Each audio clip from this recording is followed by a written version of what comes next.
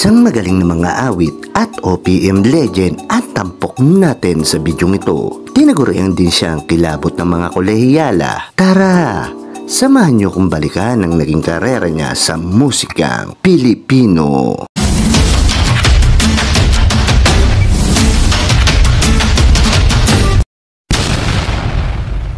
Siya ay si Angelito Toledo Alejandro o mas kilala natin bilang si Haji Alejandro. Ipinanganak noong December 26, 1954 sa Alaminos, Pangasinan. Ang kanyang mga kamag-anak sa side ng kanyang ina ay binubuo ng mga profesional na musikero na karamihan ay tumutugtog ng percussion. Kabilang na ang kanyang tiyuhin na sikat na mga awit noong 1950s na si Paquito Toledo. Alam nyo bang ang kanyang screen name na Haji ay nagmula sa kantang Haji Baba ni Kat King Cole. Siya ay kumuha ng kursong management sa Ateneo de Manila University, subalit umalis siya sa kolehiyo pagkatapos ng ikalawang taon nito upang tutukan ang karera niya sa musika. Siya ang pinakabatang miyembro ng Circus Band, isang sikat na grupo noong 1970s kung saan nagsimula ang kanyang karera kabilang si Basil Valdez. Noon pa man ay may talento na si Haji sa larangan ng pag-awit, pero mas nakilala pa siya nang masungkit niya ang kampyonato sa kauna-unahang Metro Manila Popular Music Festival o Metro Pop noong 1978 sa kantang Kay Ganda ng Ating Musika na nilikha ni Ryan Cayabyab. Sa huling bahagi ng taong iyon, kinatawan ni Haji at Ryan ang bansa sa unang International Music Festival sa Seoul, South Korea, at si Haji ang itinanghal na Best Singer. At ito din ang kauna-unahang kantang Pinoy na nanalo ng pinakamataas na parangal sa isang international song competition. Ang kanyang mga awitin ay talagang tumatak na sa bawat Pinoy na tagapakinig nito. Ilan sa mga kantang pinasikat niya at kinanta ng masa ay Panakip Butas, Kakasal ka nga ba?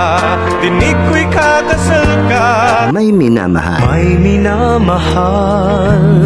Tag-araw, Tag-ulan, Tag-araw sa may dagat.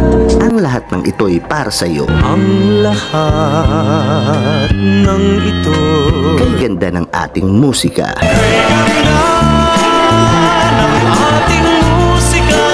Nakapagtataka at marami pang iba. Walang tigil ang gulo sa aking pag-iisip. Kahit sa kanyang kasikatan ay kinuha siya ng Regal Films para sa pelikulang Panakip Butas noong 1977 kasama ang nag-iisang superstar na si Nora Honor. Matapos ng matagumpay na pelikula, napagdesisyonan niya mag-focus na lang sa paggawa ng kanta at umalis sa industriya ng pelikula sa dahilang hindi siya naging komportable sa ilang mga eksena. Noong 1980s, nagpatakbo si Haji ng isang maliit na restaurant sa kahabaan ng Melrose Avenue sa Los Angeles, California, kasama ang kanyang naging asawa, beauty queen at actress na si Rio Diaz. Nagkaroon sila ng isang anak na si Ali Alejandro. Nagkaroon din ng dalawa pang anak si Haji kay Mirna Di Mauro, kabilang na ang mga awit at sumunod sa kanyang yapak na si Rachel Alejandro. Subalit ngayong taon, 2025, isang malungkot na balita ang gumimbal sa mga kaibigan at tagahanga na nag-iisang kilabot ng kolehiyala na siya ay pumanaw na.